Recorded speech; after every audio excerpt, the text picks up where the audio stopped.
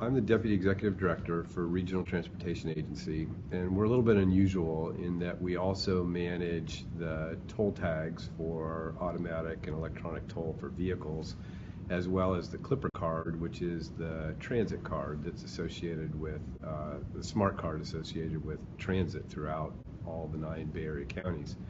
In addition, we support the public bike program, which also uses the Clipper card to enter the system.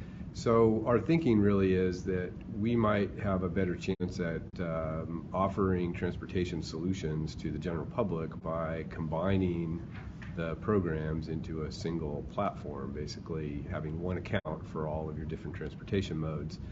We believe it will help us, one, sort of stay ahead of the technological curve that's out there that outpaces almost anything a public agency can do. But two, give us an ability to maybe alter people's transportation patterns. So in the event that there's a significant delay on the highway system, we could direct folks into the transit arena, and they would have the facility to through an individual account that sort of stays in communication with them, but then also lets them know what's the best mode to transport in.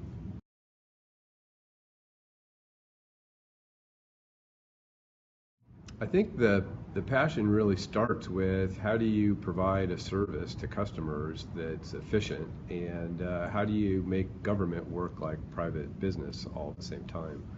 And so we manage 2 of the larger customer service centers between the toll tag environment and the smart card environment for transit. And being a public agency, we struggle a lot with procurements, and by the time we stand up a particular device or a particular product, time has gone by and the technology has outpaced us. It has changed considerably. What we're trying to do in this environment is figure out how to move in a direction that allows us to be flexible and allows us to adapt to transportation changes.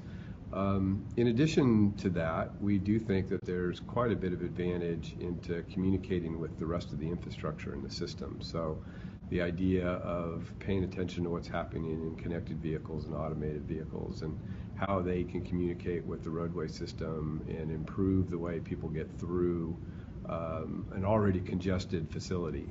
One of the things that we've identified is by just making a 5% dip in the amount of traffic on the street, you can make your transport trip very reliable.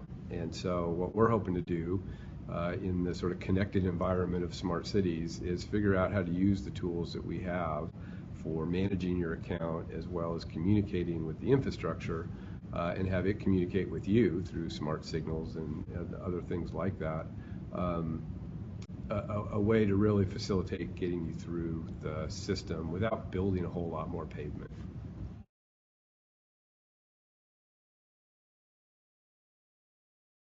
Yeah, so predicting what's going to happen in 5 to 10 years, I think the last 10 years has told us that's very hard to predict. The iPhone didn't really even exist 10 years ago, and now just think of all the things that we're doing with those kinds of tools. The idea that cars will be driving themselves is here. So I think it's very difficult in our environment to predict very far ahead, and I think that's actually one of our biggest challenges. The second challenge that's related to that is recognizing that the types of investments that you need to make to keep up with technology are virtually impossible in today's financial environment.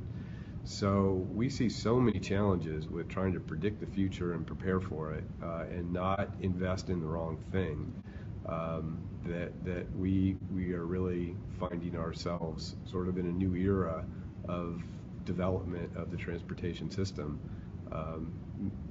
mainly because we can't predict what's going to happen in 5 or 10 years with much certainty. And public works projects take decades to complete, and so trying to match those 2 environments has been a significant challenge for us to face.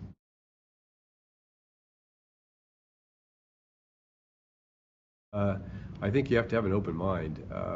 This idea that we're going to continue to do things the way we've done them in a very slow and plodding way, and without a lot of flexibility, is, I think, gone by the wayside. So as an executive that sort of worked in the industry for a long time, you need to make sure that you're still willing to take on the new ideas that are coming out through the technology, and take advantage of the kinds of benefits that they can bring to us, and maybe without a complete vision of how they might work yet. We have talked about this one mobility account.